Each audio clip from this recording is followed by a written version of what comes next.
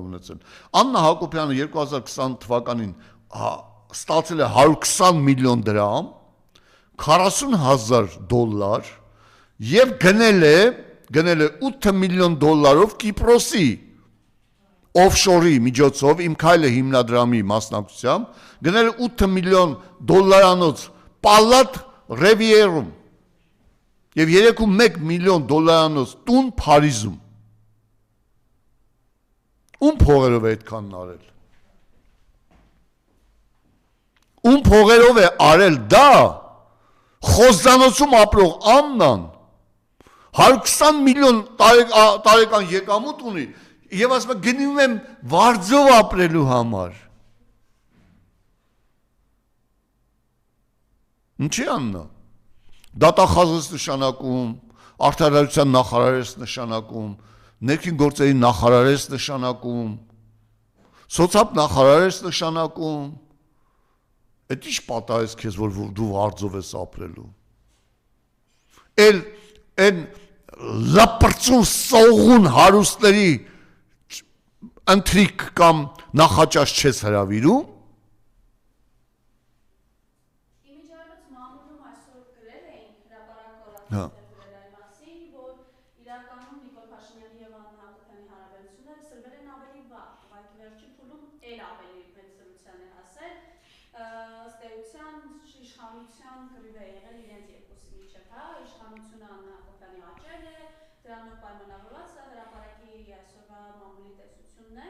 դրանով պայմանավորված մինչև անգամ իրար հետ լինել ապրում կա Ասեմ ձեզ, որ Սիսիանի էլեկտրոցանցի տնօրեն նշանակելու համար կարևոր գործոն է եղել Աննա Հակոբյանը, որի ընկերուհին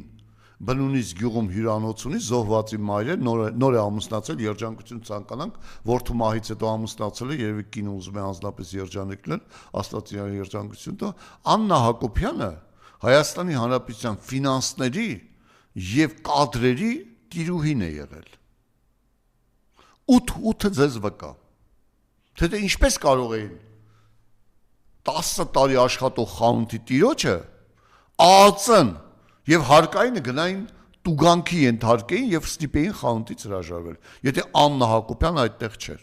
Ու թութի ներկայիս այդ Նալբանդյան եղբայրները, եթե չեմ սխալվում Նալբանդյան եղբայրները, հոխորտում են, դատերով են սպառնում մարդկանց, դուք ոնց եք բացատրում, թե ինչ արագությամբ ձեզ տրվեց Golden Palace-ը 0 կոպեկով, ընդ որում 5 միլիարդ էժանացրեցին տվեցին ձեզ 10 տարով։ Դուք ոնց եք դա բանում, այդ դուք հանճարեղ տնտեսական գետներ էիք,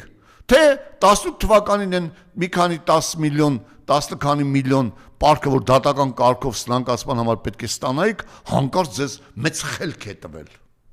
Հա? Այ ողորմել լիներ։ Ում եք ուզում խաբել։ Աննա Հակոբյանը շատ բացասական դերակատարում է ունեցել։ Ես դա բերում եմ մամուլից հրապարակված տվյալներով եւ Աննա Հակոբյանի բանը։ Մարիամ ջան, մի կարևոր հարց էլ կա, Նիկոլ Փաշինյանը իր հայտարարագրում գրել է, որ ինքը 6 միլիոն պարկ է վերցրել Աննա Հակոբյանից։ Բաժանվելուց հետո այդ պարկը ո՞նց է հետ ստանալու Նիկոլը։ Հա, Մարիամ։ Նիկոլ Փաշինյանը իր հայտարարագրում գրել է, որ 6 միլիոն դրամ Աննա Հակոբյանից պարկ է վերցրել։ Աննա, այդ պարկը կտանես կտաս։ Մեղք է Նիկոլը։ Մեղք է։ 17 միլիոնանոց պալատ է առել Կանադայում Նիկոլը Արսենե Խանջյանի միջնորդությամբ։ Այդ 17 միլիոնից բանը պարկերի տակ է ընկել։ Այն մի քանի միլիարդներ, հա, Աննա Հակոբյան, բայց 1.9 միլիարդ եվրոն, որ Դավոսում 19 թվին տուն էր ուզում, բանը արժեթղթեր էր ուզում առնել։ Դա հիմա քոնն է, թե Նիկոլինն է։ Բացատրեք ժողովրդին։